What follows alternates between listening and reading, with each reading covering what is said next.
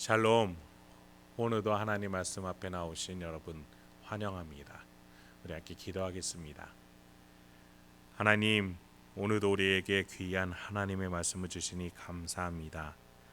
이 말씀을 통해서 우리의 심령이 힘을 얻게 하여 주시옵소서. 용기를 얻게 하여 주시옵소서. 세상이 줄 수 없는 놀라운 하늘의 지혜로 살아갈 수 있도록 말씀 가운데에 역사하여 주시옵소서. 이 말씀을 듣는 우리 성도님 한 분 한 분이 그 심령 가운데에 하나님이 주신 능력으로 가득 차게 이 시간에 역사하여 주시옵소서. 예수님의 이름으로 기도했습니다. 아멘. 오늘도 다시 은혜 주시는 하나님을 찬양합니다. 단지파와 미가집 사이에서 일에 대한 이야기가 우리 사사기 18장 21절부터 31절까지 이어지게 됩니다. 이 본문 속에서 저와 여러분에게 하나님이 주신 은혜가 가득하게 소망합니다. 먼저 21절부터 22절을 살펴보겠습니다. 그들이 돌이켜서 어린 아이들과 가축과 값진 물건들을 앞세우고 길을 떠나더니 그들이 미가의 집을 멀리 떠날 때에 미가의 이웃집 사람들이 모여서 단자손을 따라 붙어서 단지파가 지금 이주하는 과정을 살펴보면은 가장 먼저 정탐꾼 5명의 장소를 물색했죠. 그 다음에 5명이 600명의 군사를 일으켜서 미가의 집으로 가서 신상과 제사장을 데리고 나옵니다. 그리고 나서야 이들은 자신들의 재산, 가족, 처자식을 데리고 나옵니다. 그리고 이제 라이스 땅으로 가는 거죠. 이들보다 앞서서 역사하고 계시고 길을 내시는 신은 누굽니까? 여호와 하나님은 아니지요.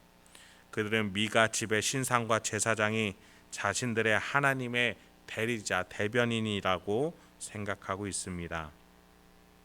그러니 가장 귀한 가족과 소유물을 이제서야 함께 동행을 시키는 것이겠죠. 우리는 우리의 가정과 직장을 무엇으로 지켜내고자 하고 있습니까? 혹여나 내가 우상을 섬기면서 그 우상이 우리의 가정과 나의 사업과 직장을 지켜주기를 바라고 계시지는 않습니까? 여러분, 예수님은요 마태복음 7장에서 마지막 결론부에서 이렇게 말씀하셨어요. 나의 말을 듣고 행하는 자는 그 집을 반석 위에 지은 지혜로운 사람 같다. 그러나 반대로 나의 이 말을 듣고 행하지 아니한 자는 그 집을 모래 위에 지은 어리석은 사람 같다. 여러분, 성경은 내내 말합니다. 하나님의 말씀, 하나님의 뜻에 순종하는 자가 평탄하고 화평한 길을 걷게 될 것이라고 말이죠. 그러나 그 반대에 하나님의 뜻에 불순종하는 자들은 하나님의 보호를 스스로 걷어차는 것입니다. 여러분, 세상은요 신자나 비신자나 불신자나 가만히 내버려 두지 않습니다. 모두 다 공격합니다. 신자는 하나님이 지켜주십니다. 그런데 하나님의 보호를 걷어차는 불신자, 특히나 의도적인 불신자들은 결국 하나님의 보호를 받을 수가 없습니다. 물론 하나님이 그러한 자들도 사랑하시고 그러한 자들을 향해서 손길을 내비치고 계십니다. 그런데 의도적으로 교만하여 하나님의 손길을 내치는 자들에게 결국은 세상의 사단 마귀의 공격이 임할 수밖에 없는 것입니다. 본문 이어서 보도록 하겠습니다. 23절부터 25절입니다. 단자손을 부르는지라 그들이 얼굴을 돌려 미가에게 이르되 내가 무슨 일로 이같이 모아 가지고 왔느냐 하니 미가가 이르되 내가 만든 신들과 제사장을 빼앗아 갔으니 이제 내게 오히려 남은 것이 무엇이냐 너희가 어찌하여 나더러 무슨 일이냐고 하는지라. 단자손이 그에게 이르되 내 목소리를 우리에게 들리게 하지 말라. 노한 자들이 너희를 쳐서 내 생명과 내 가족의 생명을 잃게 할까 하노라 하고, 레위인을 제사장으로 세우니 하나님이 복을 주시라고 믿었던 미가는 자신이 의지하고 있는 것들을 다 빼앗기고 말았습니다.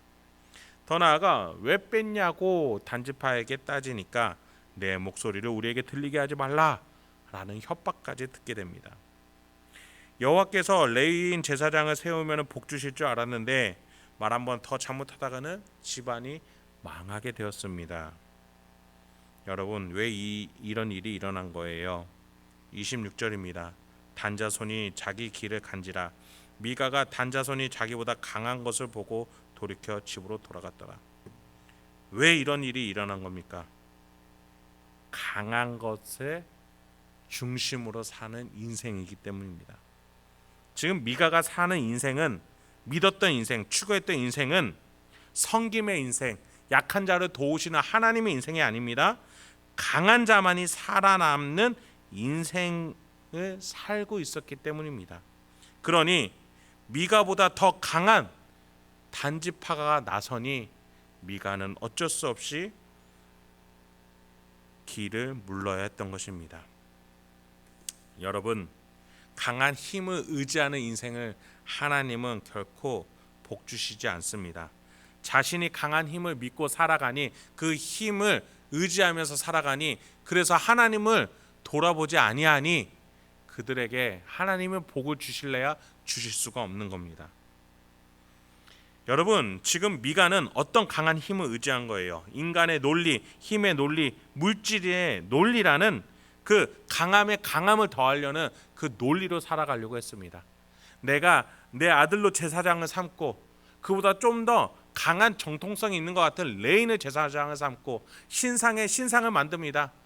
은을 부어서 만든 신상, 또 빚어서 만든 신상을 더합니다. 집에 예배당까지 짓습니다. 이렇게 더 힘을 영적인 힘을 더하면 더할수록 강해진다고 생각하는 미가였습니다. 그런데 가장 막강한 12지파 중에 한 지파가 와서 그의 집을 흔드니 그는 결국 아무것도 하지 못한 겁니다. 그가 믿는 우상 숭배, 그가 믿는 우상의 힘은 어디 있습니까? 지금 600명이라는 사람 앞에 아무것도 하지 못하지 않았습니까?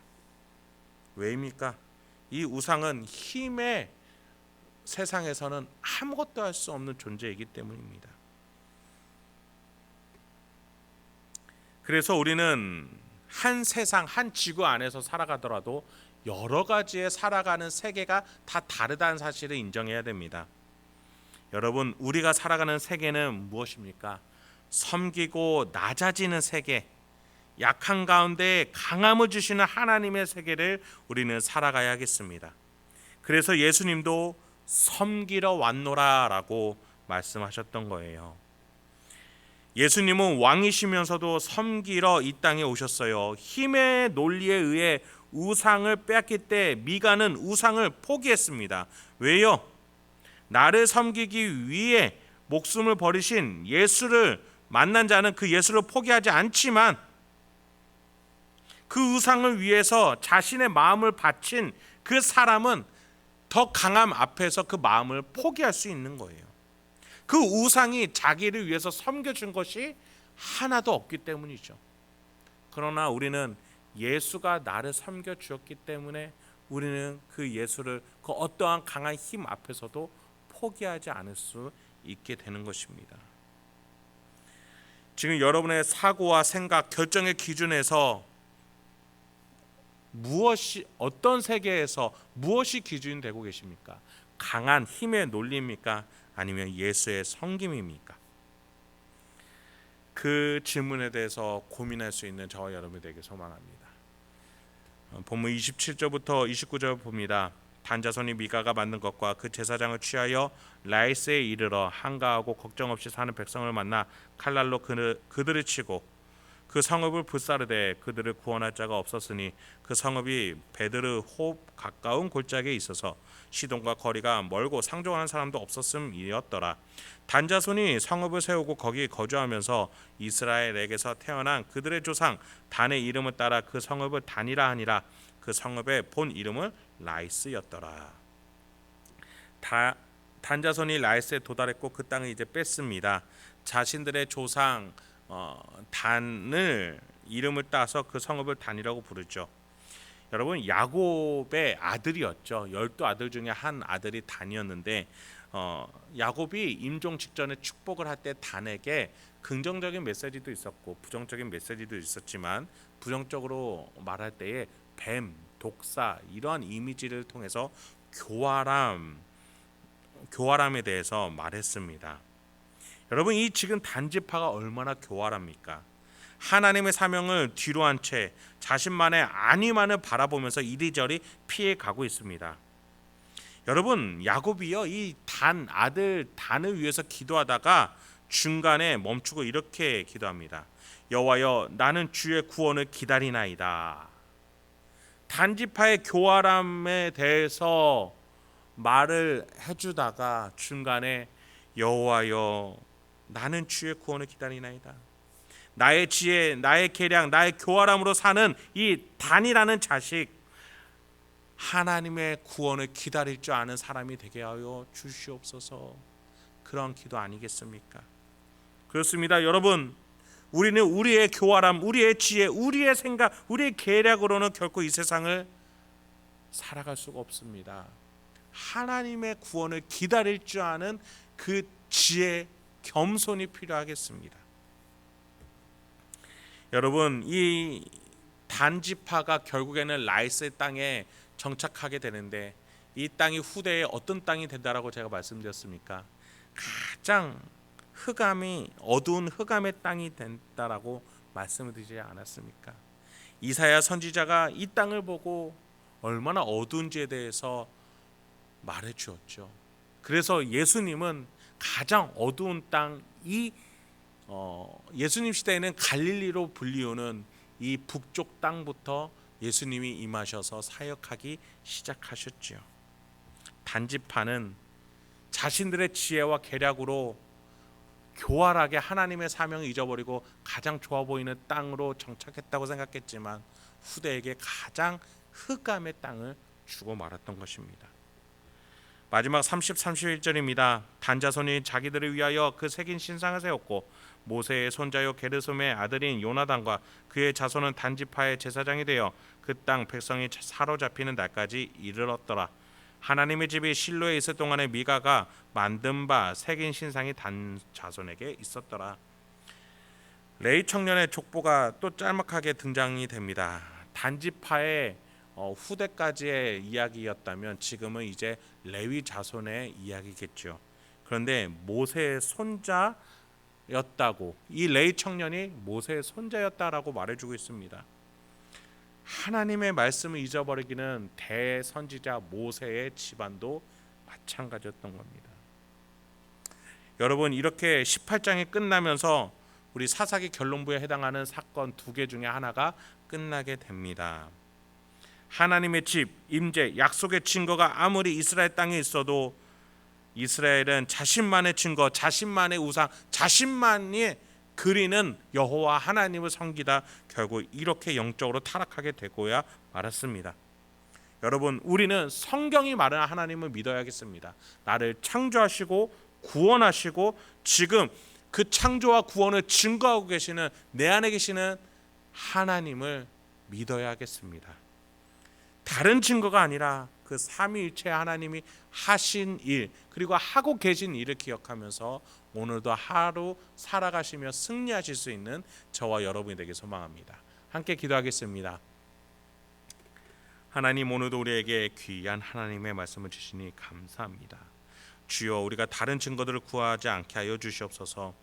이미 하나님이 하신 일들, 그리고 지금 하고 계신 일들을 기억하며 앞으로 하실 일들, 약속, 그것을 믿으며 오늘 하루도 담대히 살아 나갈 수 있고 승리하는 우리 성도님들과 제가 될 수 있도록 주여 도와주시옵소서. 예수님의 이름으로 기도했습니다. 아멘.